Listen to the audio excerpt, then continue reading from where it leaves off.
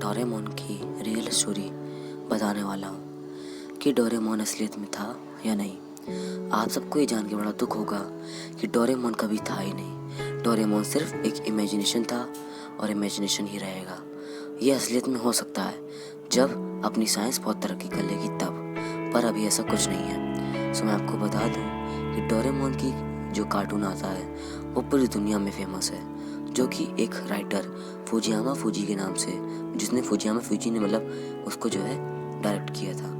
आज मैं आपको ये बता दूं कि ये जो कहानी थी ये नोबिता की कहानी थी, जो कि नोबिता असलियत में था और शिजुका भी असलियत में थी और उनकी मॉम डैड भी असलियत में थे। ये कहानी शुरू होती नोबिता नाम के एक छोटे से बच्चे की, जो कि जापान में पैदा हुआ। उसके बाद जब जापान में वो पैदा हुआ तो उसके दिमागी में एक प्रॉब्लम थी, जिसकी वजह से उसको ना कुछ याद रहता था और ना ही वो कुछ कर पाता था और ना ही किसी चीज़ में वो अच्छा था, जैसा कि कार्टून में दिखाया जाता है। इसलिए उसको सब लोग चिढ़ाते रहते थे और सब लोग उसको ताने मारते थे, पर उसकी मॉम डैड भी उसको सपोर्ट नहीं करते थे। लेकिन इसी वजह से उसको एक बीमारी हो गई जिसका नाम है सिजोफ्रेनिया नाम की बीमारी। इससे क्या हुआ कि उसके दिमाग में एक ऐसी किरण मतलब ऐसी रेडिएशन होने लगी कि उसको लगने लगा कि उसके आसपास एक ऐसी शक्ति रहती है जिसका नाम है डोरेमोन, जो कि उसकी हर विशेष पूरी करती है। और ये 15-16 साल के जब ये हुआ नोबिता, तब एक बार ये अपने कमरे में बैठ के उसी डोरेमोन अपनी इमेजिनेशन से बात कर रहा था।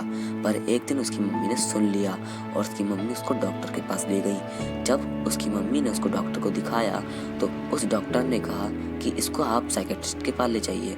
और जब वो मनोचिकित्सक के पास को ले गई तब उसका टेस्ट करके पता गया कि उसको सिजोफ्रेनिया नाम की एक बीमारी है।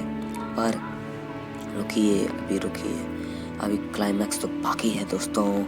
देखिए, अब मैं आपको बता दूं, इसको भी पता चल गया था जब वो 21-22 साल का हुआ था कि मुझे सिजोफ्रेनिया नाम की बीमारी है, और उसने एक ऐसा कदम उठाया जिससे वो कभी भी नहीं उठाना चाहता था।